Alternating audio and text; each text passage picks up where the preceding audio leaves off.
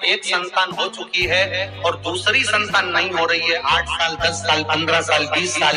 22 साल हो गए और दूसरी संतान का अगर सुख नहीं है तो उसके लिए बेलपत्री के वृक्ष के नीचे का एक भाव बड़ा सुंदर कहा गया। किसी भी सोमवार से आप ये प्रयोग करना प्रारंभ कर सकते। 11 रुद्र होते हैं, 11 रुद्र होते हैं। एक सोमवार को बेलपत्री के वृक्ष के नीचे जाइए और बेलपत्र के वृक्ष के नीचे जाकर एक एक रुद्र का स्मरण करना। क्या है, बेलपत्री के वृक्ष के नीचे जब आप जाएं तो बेलपत्र के वृक्ष के नीचे की ही मिट्टी का एक कुंड, आप लोग क्या कह सकते हैं, यहाँ पर हम क्या बोले उसको, जैसे मिट्टी का एक कटोरी बनाते हैं ना, क्या बोलते हैं उसको, कुंडी बना देते हैं मिट्टी की। बेलपत्री के वृक्ष के नीचे की ही मिट्टी, उसी मिट्टी का एक छोटा सा एक कुंडा बना उसको मिट्टी का। जितने लोग आस्था चैनल पर सुन रहे हैं, जितने लोग फेसबुक यूट्यूब पर श्रवण कर रहे हैं, बड़े ध्यान से सुनिएगा, सावधान। मिट्टी की कुंडी बनाई, उस कुंडी में जल समर्पित कर दिया और जल चढ़ाने के बाद में एक घी का दिया लगाकर वहीं पर थोड़ा सा मीठा, कुछ भी जो आपके पास में हो, घर में जो भी उस समय पर आपके साथ में हो, या तो दूध घर का मीठा हो, जैसे मावे के खोए का हो या खीर हो, तो वहीं पर एक कटोरी में थोड़ा सा रख दीजिए और उस कुंडी में जो जल चढ़ाया गया है वहां पर उस बेलपत्री के वृक्ष के नीचे भगवान शंकर के 11 जो रुद्र हैं उसमें से एक एक रुद्र का आपको स्मरण करना। 11 रुद्र का नाम क्या है, तो पहले नंबर पर आता है कपाली, दूसरे नंबर पर आता है पिंड, तीसरे नंबर पर आता है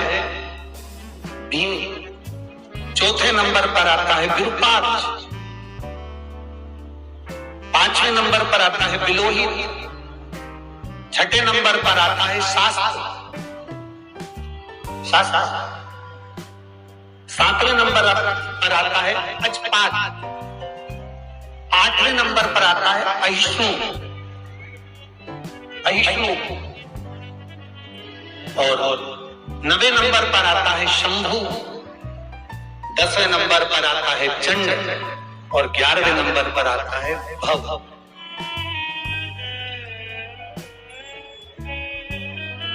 अगर अभी आप लोग नहीं लिख पाए हैं तो बाद में मोबाइल पर से कथा को पीछे खींचना,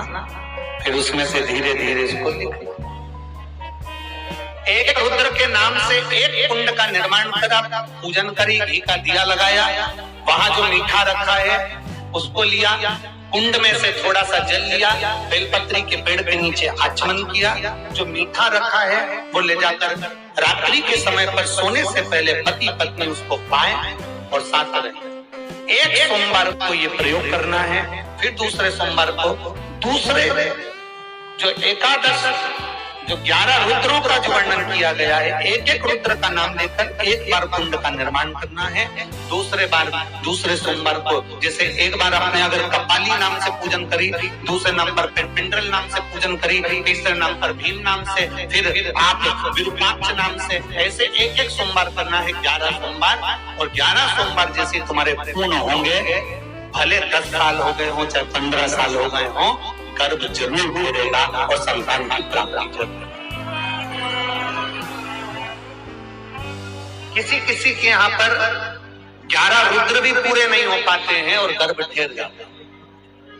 लगभग 4-5 रुद्र पूरे होते हैं और गर्भ घेर जाता है। तो आप जो 11 रुद्र हैं इनका स्मरण कर कर भी भगवान शंकर से प्रार्थना कर सकते, भगवान शिव से प्रार्थना।